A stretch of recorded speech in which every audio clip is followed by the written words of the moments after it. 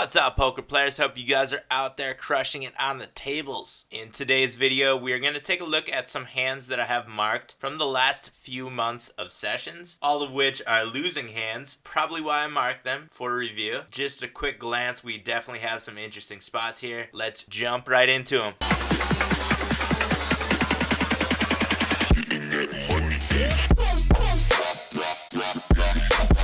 First hand we're going to take a look at is at the 25 NL table. We have pocket 10s playing from under the gun +1. A little bit short-handed, 7 of us being dealt into this one. We open to 3x. We get a call from the small blind. Big blind gets out of the way, and we see a heads-up flop, which is 7 high, 2 tone, 2 diamonds out there. Very draw heavy. We have the 10s over the board and put in a continuation bet of 2/3 pot. We get a call from the small blind. Turn is another 6 pairing the board. Not improving too many hands in this spot. Our opponent checks once again, and once again we put in a 2/3 pot size bet and we get a call. The river is a card that is not too great from us. We could definitely see a lot of flushes playing this way. Some straight draws with 5s in them playing it this way. We're only really ahead of pocket 8s, pocket 9s, or maybe pocket deuces. Maybe something like an 8-9, but the hands are very limited within our opponent's range that we are still ahead of at this point. So when they check back, they either completely missed with something like an 8-9 and we're never going to get a call from, or they have a made hand which we are way behind and should be checking back here. Our hand went from value to just showdown value very quick, and I think this is an easy check on the river, which we do, and our opponent did hit the nut flush. Definitely one of those spots where we should not be betting rivers and need to be checking back close to 100% of the time. And now we are at the 100 NL table. We have pocket queens playing from the small blind. Folds around to the cutoff. Who limps? Button calls. We make it $6 pre-flop. We get a call from the big blind, and the cutoff comes back over the top, puts in the 3-bet, $21, 3.5x. Interesting slow play limp here from a lot of recreational players. This is going to be aces or kings, maybe queens or jacks or ace king, but going to be premium hands, and could be one of those spots where we might just want to get rid of queens. Only 3-betting 1.9% of hands, and with the limp 3-bet, I think we can pretty much limit our range to aces, kings. Queens are going to be very hard to have since we have them as well. Maybe there's an ace king out there, but from such a passive playing opponent, I think it's going to be aces or kings a lot of the time. So I think this is a spot where we could really think about putting queens into the muck, which is what we do. A little surprised about that, but good table read from us. And the big blind jams with their 9s. We get a call from the aces, of course, and there's the queen on the turn giving us the boat, but we did make the correct play, narrowing our range completely on our opponent and getting rid of a very strong hand that would have won but was way behind if we do decide to get into that pot. One of those spots where the HUD was very influential in our decision making. Saved us a ton of money. We only lost $6 on this hand. Next hand we're going to take a look at is 8-7 clubs playing from the button at the 25 NL table. 8-handed, folds around to the cutoff. Who limps? We also just call here, and we get a bet from the small blind, $1.75. Cutoff calls, and we are in position with suited connectors against one recreational player and one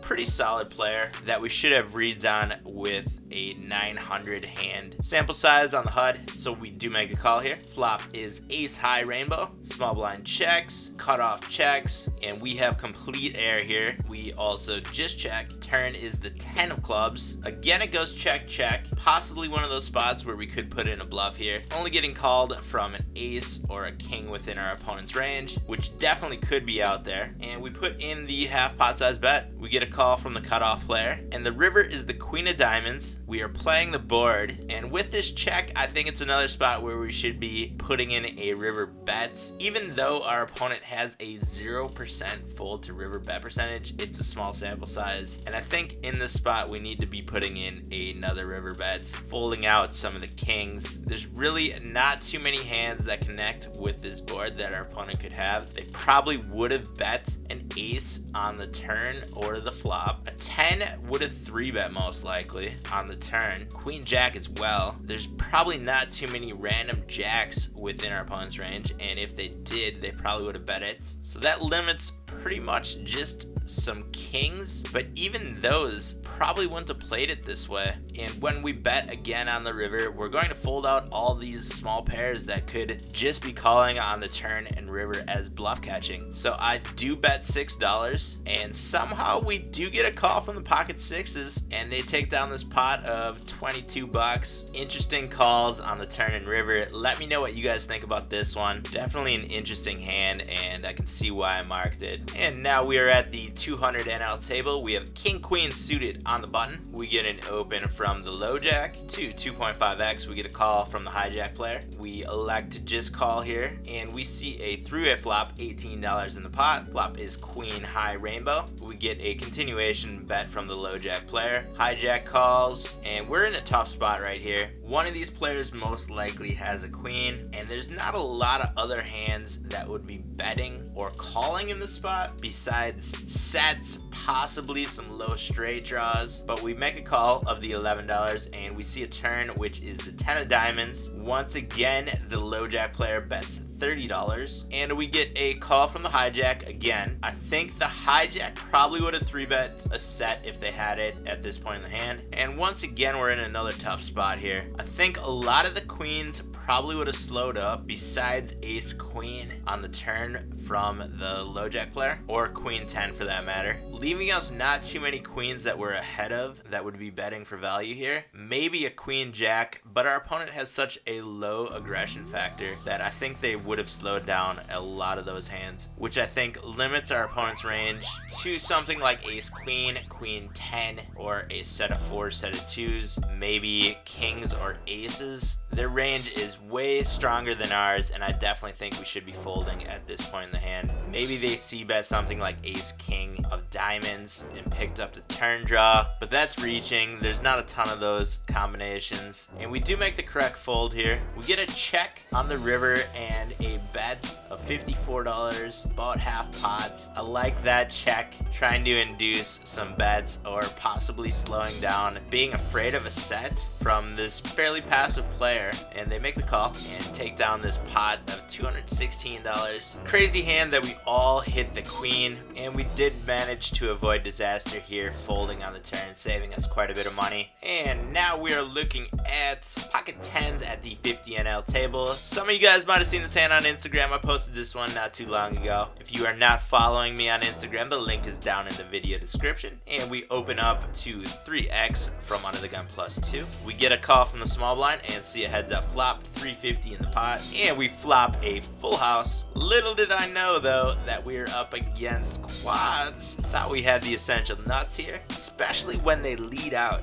Lead out with quads on this board, an incredibly dry board. Not going to be a winning play in the end. You're only going to get called, but it works in this case. I just make a call on the flop. Turn is the jack of diamonds. Now the board is even more draw heavy, and once again our opponent bets 2/3 pot. This time I'm going to be putting in a raise here, trying to induce some calls from the big draws out there. Make it $18, a little bit larger than 3x the turn bets, and of course they get the rest of the chips in. I'm never going to be folding a full house here. Make the quick call, and we are up against quads, drawing to a 10 only. We miss, and we wind up losing this 100 big blind and $100 pot. Tough hand, but you're gonna have those once in a while where you flop a boat and they flop quads. Couldn't really get away from this one. I don't think we could have saved any money on this one. Just a tough spot. Cooler to the max. Head down to the video description for links to all the poker products that I use, including Holdem Manager, which you can get a 30-day free trial of by clicking the link down in the video description. Holdem Manager is what I use to review all of my poker videos, as well as my on-table HUD, which I have available for download if you click the link down in the video description, you will be brought to this page where you can purchase my HUD settings to import into your Holdem Manager 2 software, also helping support this channel and allow you to use the exact HUD that I am using as well on the tables, which could make it easier for you guys to follow along in these videos as well. Check that out if you're interested. The link is down in the video description. Hit that like button, subscribe if you have not done that yet, leave those comments and questions down below, and I will be back soon with a new video, but until then, I'll see you guys out on the virtual felt. Run with the feeling of being alive while we're jumping off the porch like mom's not home. Just a couple kids living on